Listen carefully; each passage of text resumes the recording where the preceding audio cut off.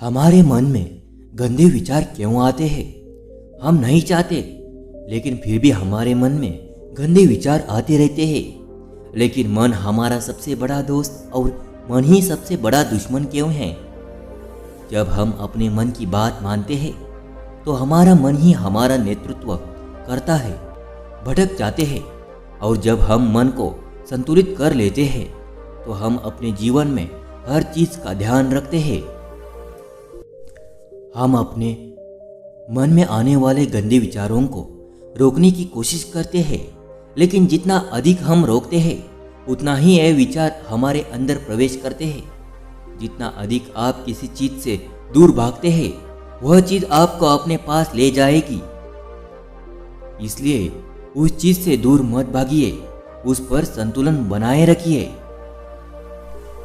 एक बार एक युवक गौतम बुद्ध के पास आया और गौतम बुद्ध से बोला कि बुद्ध, मेरे मन में इतने गंदे विचार क्यों आते हैं? मैं नहीं चाहता कि मेरे मन में गंदे विचार आए, पर मेरे मन में हमेशा काम वासना के विचार चलते रहते हैं और मैं इनके बारे में सोच सोच कर बहुत परेशान हुआ हूँ। मेरी ऊर्जा और समय यह सब सोचने में नष्ट हो जाता है और इन सब के विचारों की वजह से मैं कभी भी शांत नहीं रह पाता और मैं हमेशा ही स्त्रियों को देखकर मोहित हो जा रहा हूँ, अपने आप को रोक नहीं पा रहा हूँ। बुद्ध मुस्कुराए और उन्होंने उस युवक से पूछा, क्या तुम्हें पता है यह काम वासना होती है और क्या है? फिर लड़के ने उत्तर दिया और कहा, बुद्ध, मैं यह तो नहीं जानता कि काम वासना होती क्या है। हाँ, ये जो भी है बहुत बुरी चीज है। फिर बुद्ध ने उसे युवक से कहा कि सबसे पहले तो तुम यह समझना है कि प्राकृतिक रूप से चीज हमारे अंदर है वह बुरी नहीं है। हमारे जीवन में उसकी कुछ ना कुछ जरूरत है। वासना कोई बुरी बात नहीं है, यह तो हमारे मन की एक भावना है जो हमें किसी ना किसी चीज की कमी का एहसास करवाती है और फिर हम उसे चीज को पाने के लिए उस चीज की तरफ आकर्षित हो जाते हैं। जैसे अगर तुम्हारे पास धन की कमी है तो तुम्हें धन पाने की वासना उत्पन्न हो जाती है। तो वासना कुछ और नहीं, बस एक प्रकार की कमी है जो कि एक प्रकार की जरूरत का एहसास है, और जब ये जरूरत शारीरिक हो तो हम इसे काम वासना कह देते हैं। युवक ने गौतम बुद्ध को कहा कि बुद्ध, मुझे काम वासना का मतलब तो समझ में आया, पर आप मुझे यह बताइए कि यह आती कहाँ से है और कैसे आती है? यह गौतम बुद्ध ने कहा कि काम वासना कहीं से आती नहीं है, यह तो हमारे अंदर ही होती है और इसका होना तो जरूरी भी है, तभी तो मानव जाति का विस्तार होगा। युवक ने कहा, जब यह हमारे अंदर ही होती है और जरूरी भी है तो फिर लोग इसे गलत क्यों बोलते हैं? बुद्ध ने कहा कि यही तो समस्या है, लोगों ने काम वासना को गलत तरीके से सोच लिया है, इसे छिपाने की दबाने की कोशिश करते हैं। काम वासना गलत नहीं है, बल्कि काम वासना का गलत तरीके से प्रयोग करना गलत बात है। लोग जिससे प्रेम करते हैं बस उसी के लिए जीने लग जाते हैं, उसे ही पाना ही अपना लक्ष्य बना लेते हैं और उसी के बारे में हमेशा सोचते रहते हैं, पर यह सब गलत है। बुद्ध ने युवक से कहा, क्या तुम्हें पता है जानवरों में भी काम वासना होती है? युवक ने उत्तर दिया, हाँ बुद्ध, जानवरों में भी काम वासना होती है, क्योंकि जानवर भी तो आखिर अपनी पीढ़ी को आगे बढ़ाएंगे।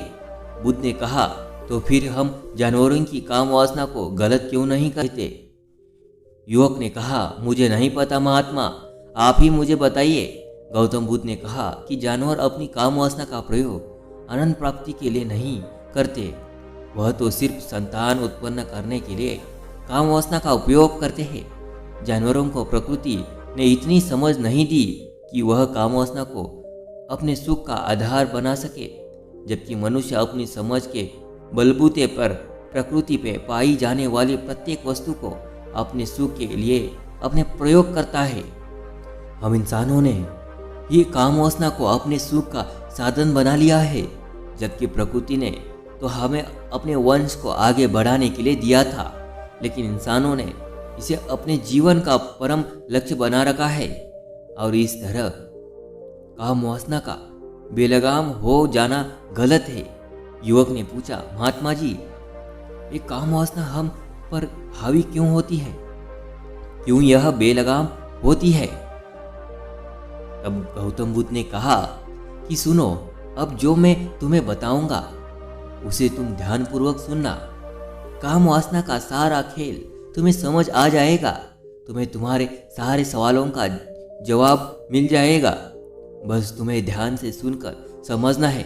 फिर गौतम बुद्ध युवक को बताना शुरू करते हैं। एक बार की बात है, आश्रम में गुरु और उनके शिष्य रहा करते थे, जिससे रोजाना आश्रम के बाहर स्थित गांव में भिक्षा लेने के लिए जाते थे। उसे आश्रम का एक शिष्य जिस गांव में भिक्षा लेने जाता था, उस रास्ते में एक नदी पद्धति थी, जिससे रोज उसी रास्ते से भिक्षा लेने जाता था। एक दिन उसने देखा कि एक लड़का पेड़ के नीचे छिपा है। वह उस लड़के के पास गया और उससे जाकर बोला, भाई तुम इस पेड़ के पीछे छिपकर क्या देख रहे हो? लड़के ने कहा, अरे तुझे नहीं दिख रहा क्या कि मैं क्या देख रहा हूँ? तब शिष्य ने नदी की तरफ देखा तो वहां पर कुछ लड़कियां पानी भर रही थी। वो लड़कियां 14-15 साल की होगी। तो शिष्य ने उस लड़के से कहा, अरे भाई, वहां पर तो लड़कियां पानी भर रही है, इसमें छिपकर देखने वाली क्या बात है? तब वो लड़का शिष्य की तरफ देखकर उसे कहता है, अरे पागल, तुम्हें दिखाई नहीं दे रहा? यह परी कैसे नदी से पानी ला रही है? जहाँ उनकी आदतों को तो देखो, उनकी कोमल शरीर को तो देखो, उनकी पतली कमर मटके को देखो, और उनके बाल उनकी कमर पर कैसे लहरा रहे हैं, मानो सुंदरता बिखरी पड़ी हो। उसने फिर से नदी के किनारे देखा और इस बार वह नदी के किनारे देखता रहा।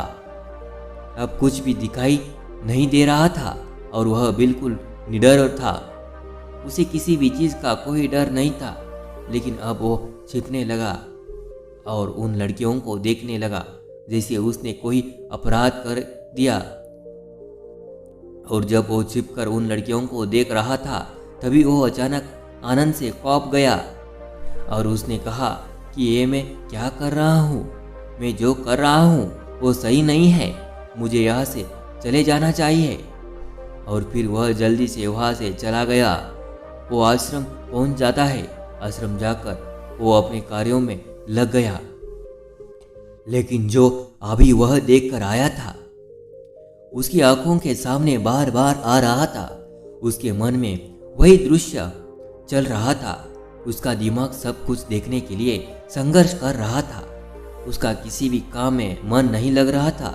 सुबह होते ही वह रोज जल्दी ही भिक्षा के लिए आश्रम से निकल जाता था और उस नदी के पास वाले पेड़ के पास जाता जहाँ पर वह लड़का पहले से मौजूद था। उसके साथ मिलकर लड़कियों को चुप चुप कर देखता था। अब वह ऐसा रोज करने लगा। यह उसके रोज का काम हो गया। अब उस शिष्य का मन किसी भी काम में नहीं लगता था। वो हमेशा ही किसी न किसी प्रकार के विचार में उलझा रहता। वो आश्रम के कार्यों में को भी ठीक ढंग से नहीं कर पा रहा था। ना वो ठीक से सो पाता, ना वो ठीक से खाना खा पाता। उसका मन बेचैन सा रहता था। उसका मन बार बार उन्हीं लड़कियों की खूबसूरती देखने को मचलता था। जब गुरु भिक्षा दे रहे थे तब भी उनका मन किन्हीं अन्य विचारों में खोया हुआ था। गुरु ने अपने शिष्य की इन हरकतों को भांप लिया था। फिर एक दिन गुरु ने शिष्य को अपने पास बुलाया और कहा कि आज से मैं भी तुम्हारे साथ भिक्षा मांगने चलूंगा। आप और मैं एक साथ भिक्षा मांगने जाएंगे।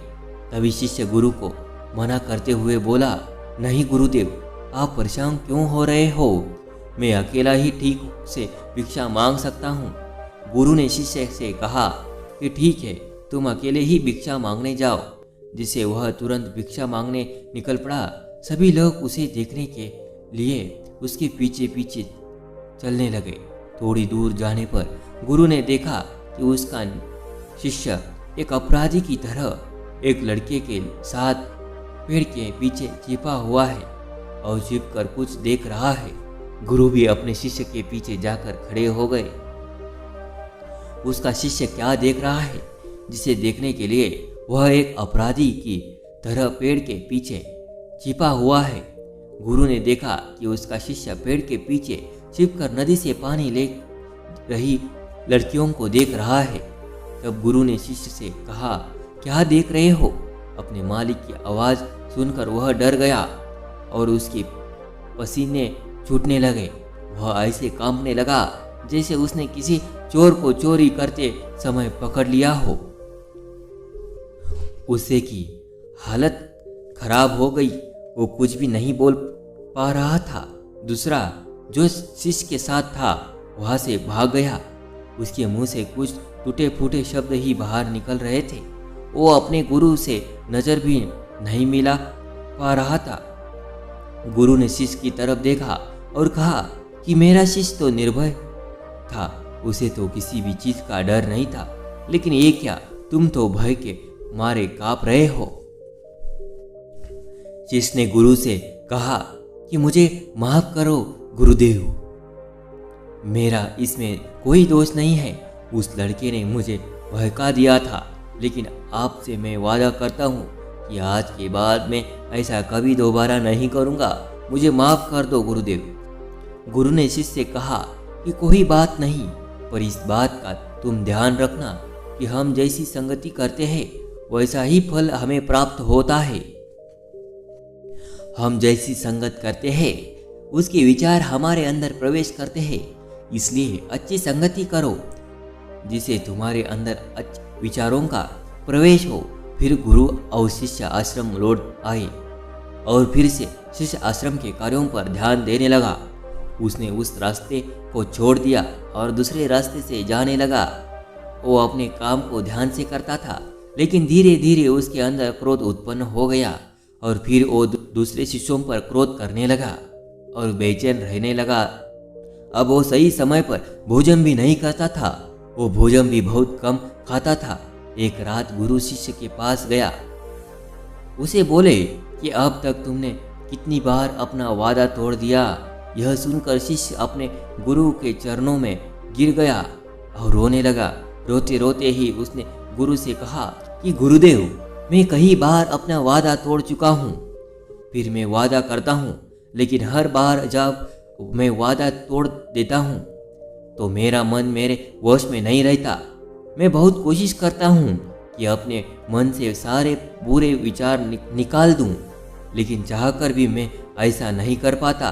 फिर गुरु ने शिष्य को कहा कि चलो मेरे साथ। गुरु शिष्य को आश्रम के बगीचे में लेकर आए और शिष्य से कहा, देखो यहाँ पर कुछ नाली बनी हुई है जिससे नदी का पानी इन पौधों तक आ रहा है और यह पानी निरंतर गति से आगे बढ़ रहा है। क्या तुम इस पानी के बहाव को रोक सकते हैं? शिष्य ने कहा कि हाँ गुरुदेव, मैं इस बहाव को रोक सकता हूँ। फिर शिष्य ने मिट्टी उठाकर उस नाली में रख दी तो पानी थोड़ी देर के लिए रुक गया और फिर थोड़ी देर बाद उस मिट्टी के ऊपर से पानी बहने लगा। गुरु ने शिष्य से कहा, अरे ये क्या, ये तो पानी रुका ही नहीं। फिर से शिष्य ने कुछ कंकर पत्थर उठाकर उसे नाली में रख दिए। फिर थोड़ी देर के लिए पानी रुक गया, लेकिन फिर थोड़ी देर बाद ही उन कंकड़ पत्थर के ऊपर से पानी निकल आया। फिर गुरु ने कहा कि शिष्य, यह क्या हुआ? पानी तो फिर से बहने लगा। तुम तो बोल रहे थे कि तुम इसे रोक दोगे। क्या हम किसी काम को रोकना चाहे तो क्या हम उसे रोक नहीं सकते? तब शिष्य ने कहा, कोई बात नहीं गुरुदेव, मैं इस पानी को तो आपको रोक के दिखाऊंगा। शिष्य फिर से एक बड़ा सा पत्थर लेकर आया और उसे नाली पर रख दिया। पानी रुक गया।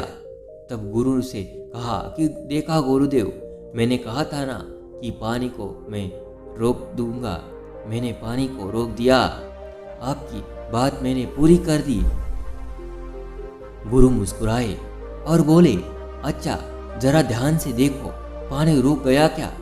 वो तो पीछे की नाली तोड़कर बाहर निकल गया और अगल बगल से बह रहा है। और ध्यान से देखो, इस पत्थर की आगे भी आ रहा है और ये पानी अपना रास्ता बदलकर फिर से आगे की तरफ जाएगा। और फिर थोड़ी देर बाद ऐसा ही हुआ। फिर गुरु ने शिष्य को समझाया कि तुम्हारे साथ भी तो ऐसा ही चल रहा है। तुम बार बार प्रयास कर रहे हो, बड़े से बड़ा प्रयास कर रहे हो, पर हर बार तुम्हारा प्रयास टूट रहा है और यह हमेशा टूटता ही रहेगा। तुम कितना भी बड़ा पत्थर रख लो, लेकिन पानी तो अपना रास्ता बना ही लेगा। यह सब देखकर शिष्य ने गुरु से कहा कि हाँ गुरुदेव, क्या कोई तरीका नहीं है जिससे मैं गंदे विचारों से बाहर निकल सकूं और यह मेरे मन में आए ही ना। गुरु शिष्य को एक नदी के पास ले गए जहाँ से उसे बगीचे में पानी जा रहा था। गुरु ने शिष्य से कहा, वो पानी इसी नदी से जा रहा है। अगर हम यही से उसे रास्ते को बंद कर दिए जहाँ से पानी बगीचे में जा रहा है, तब क्या हम पानी को रोक नहीं सकते? शिष्य ने कहा, हाँ गुरुदेव, अवश्य ऐसा हो सकता है। मैं इस पानी को यहीं से बंद कर देता हूँ।